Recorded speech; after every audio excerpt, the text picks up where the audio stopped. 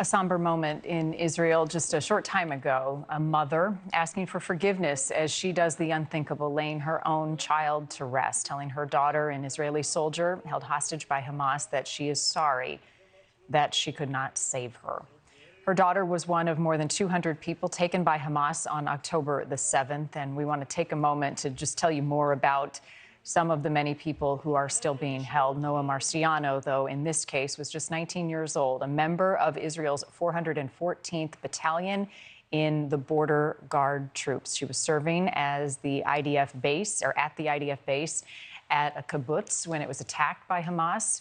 She was kidnapped, and then earlier this week, Hamas released a video of her body claiming that she had been killed in an Israeli airstrike. Israel says the evidence shows she was killed by Hamas, and the Israel Defense Forces saying it found and recovered her body next to the Shifa hospital in Gaza. They brought her home to Israel, where she was then identified, and today friends, family, and fellow soldiers gathered to remember her. Her funeral was held, and her mom, Noah's mom, Addie Marciano, is now at her daughter's casket. She is pleading with the Israeli government to secure the safe return of the rest of the hostages so they do not meet the same fate. And this is Yehudit Weiss, 65 years old, a mother of 5. The Israel Defense Forces announcing this week they also recovered her body from a building also near the Shifa hospital in Gaza. Her family had already suffered in this tragedy. Her husband was found murdered in the safe room of their home on the 7th. Yehudit worked with the kindergartners and was in the dining room working with them from time to time in their kibbutz. She was being treated with radiation for breast cancer when she was kidnapped by terrorists. Joining me now is Benjamin Anthony. He is the co-founder and CEO of the MirYam Institute. And it's so important that we recognize, one, the lives that have been lost and pay tribute to them, but also recognize that Hamas still has more than 200 hostages. They are mothers and fathers, sisters and brothers, kids, grandmothers, and people who are innocent caught in the midst of all of this. Their stories are important to tell and very hard to hear, Benjamin.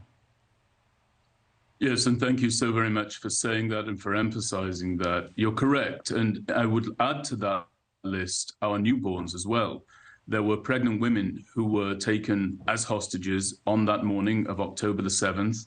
Just this week, one of those individuals was reported to have given birth. So you can imagine just the horror of that situation in contrast to what ought to be a day of joy and a day of celebration. Here you have an Israeli woman giving birth to her child in captivity inside the Gaza Strip as a hostage. Where is her husband? Was he able to see this event take place?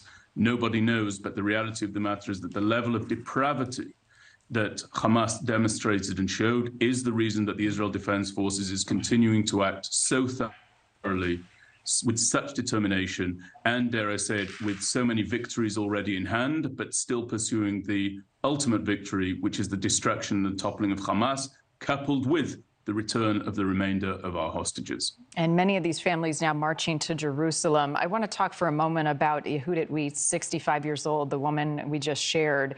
Any more that you are learning about how, where, and when she died? So the Israel Defense Forces hasn't released the specifics of her particular situation and what brought about her demise. Of course, we know that her husband was murdered.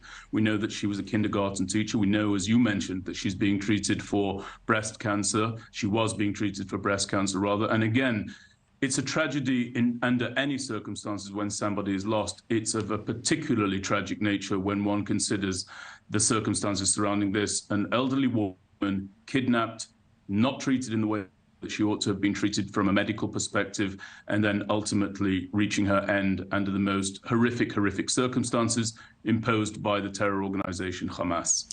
Thank you for watching. Go to newsnationnow.com to find NewsNation on your television provider. And don't forget to click the red subscribe button below to get more of NewsNation's fact-driven, unbiased coverage.